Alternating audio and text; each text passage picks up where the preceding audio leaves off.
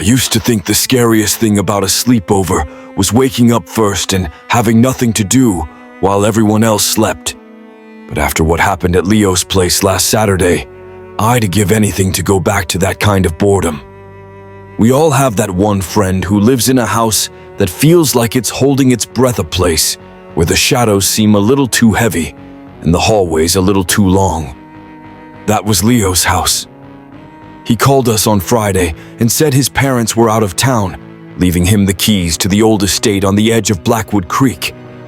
It was supposed to be a night of pizza, movies, and maybe some lighthearted ghost stories. But by 3 a.m., we weren't laughing anymore. We found something in the crawl space that didn't belong to Leo's family, and once we realized what it was, the front door wouldn't open. If you've ever felt like your own home was turning against you, you might want to stick around for this, because I'm still looking over my shoulder every time I hear a floorboard creak. My name is Sean, and I'm not really the type of guy who believes in the paranormal. I like things that have explanations. If a door slams, it's a draft. If a light flickers, it's bad wiring. That's the mindset I took with me when I pulled my beat-up sedan into Leo's gravel driveway. Leo was already standing on the porch, waving me in. He looked excited, but there was a weird kind of nervous energy about him. Behind him stood Chloe and Marcus. Chloe was the bravest person I knew, a girl who climbed radio towers for fun, and Marcus was her polar opposite, a guy who jumped if a toaster popped too loud. The house was a massive 3-story Victorian that had been in Leo's family for generations.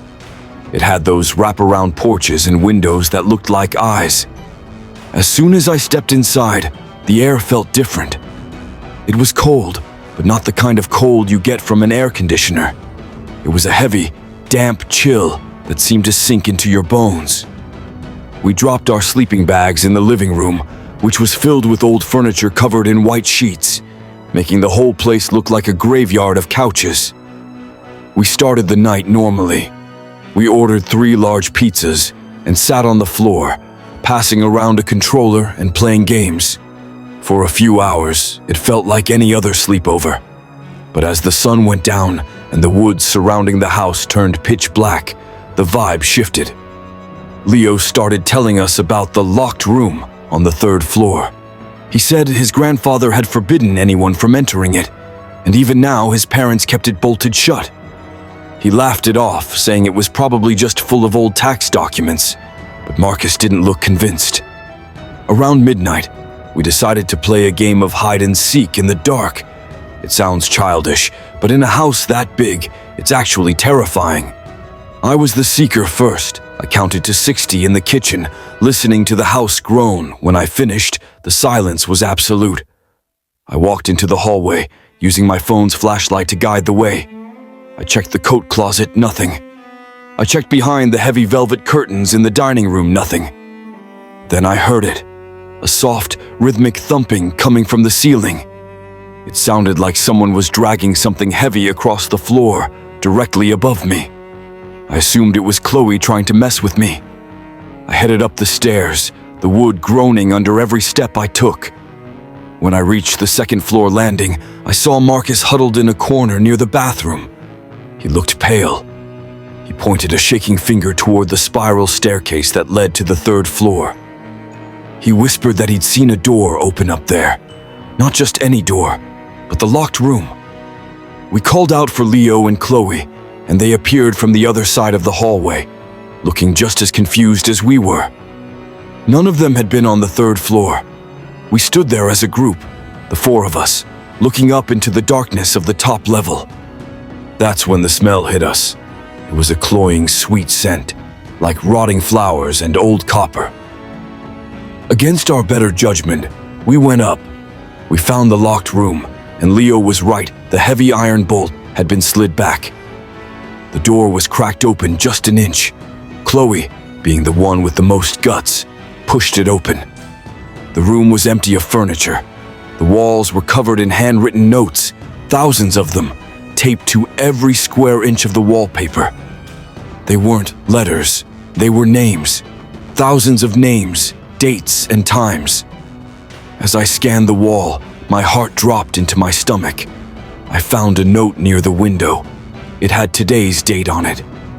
Underneath the date, in neat, cramped handwriting, were 4 names: Sean, Leo, Chloe, Marcus.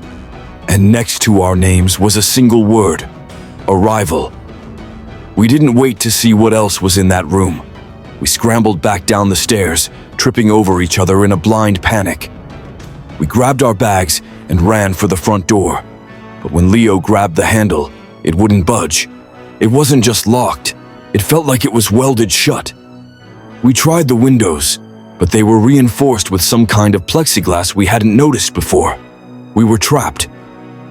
That's when the house started to change. The hallway we had just walked through looked longer. The doors were in different places. We were huddled together in the center of the foyer when the lights went out completely.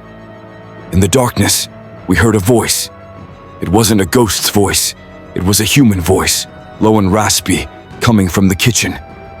It said, "You're late for the viewing." We ran into the basement, thinking it was our only exit through the coal chute. The air down there was thick with dust. We hid behind a stack of old crates, our breathing heavy and ragged. We watched the top of the basement stairs. A figure began to descend. It wasn't a monster. It was an old man wearing a tattered suit that looked a century old. He carried a lantern that cast long, flickering shadows against the stone walls. He wasn't looking for us. He was talking to the walls, apologizing for the delay. He walked right past our hiding spot toward a heavy wooden wardrobe in the corner. He opened it, and we saw what was inside. It wasn't clothes. It was a series of monitors, all of them showing different rooms of the house.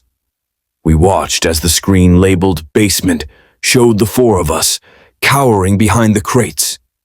The man turned around and looked directly at our hiding spot, though he didn't have eyes, just smooth, pale skin where his sockets should have been. He smiled, revealing teeth that looked like jagged pieces of glass. "I've been watching you since you were born," he said. "The house just finally grew enough to fit you." Before I tell you what happened when that man started walking toward us, I want you to do something. Look at the door to the room you're in right now. Is it closed? Did you lock it? Most people think they're safe because they're inside, but have you ever considered that the house you live in might have been built specifically to keep you there? If you've ever seen a shadow move in your peripheral vision or heard a name whispered when you were home alone, drop a comment below and tell me your story. We need to know we're not the only ones this is happening to. We managed to get out, but not because we fought him off. We got out because the man wasn't interested in killing us, not yet. He reached into the wardrobe and pulled out a small silver key, tossing it at Leo's feet. He told us we were free to go, but that we had to leave one thing behind. We didn't understand what he meant until we got back to my car. We drove away as fast as the tires would allow, screaming and crying until we reached a gas station 5 miles away. It wasn't until we stood under the bright fluorescent lights of the parking lot that we realized what the cost of our freedom was. We looked at Marcus. He was standing there, staring blankly at us. But he wasn't Marcus. His face was the same, his clothes were the same, but when he opened his mouth to speak, no sound came out. Instead, a small piece of paper fluttered out of his mouth and fell to the pavement. I picked it up.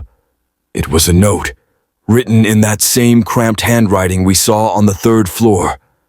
It said, "A fair trade. The boy for the memory." The real Marcus was still in that house, taped to a wall in the locked room. The thing standing in front of us was just a shell, a hollow version of our friend. And the worst part? When I looked back at the note, the handwriting started to change. It began to look exactly like my own. I realized then that I wasn't just the narrator of this story. I was the one who had written the names on the wall in the first place. I just hadn't lived long enough to remember doing it yet.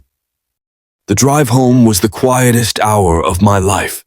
I dropped the thing that looked like Marcus off at his house and watched him walk up the driveway with a stiff, mechanical gait. I didn't say a word to Leo or Chloe.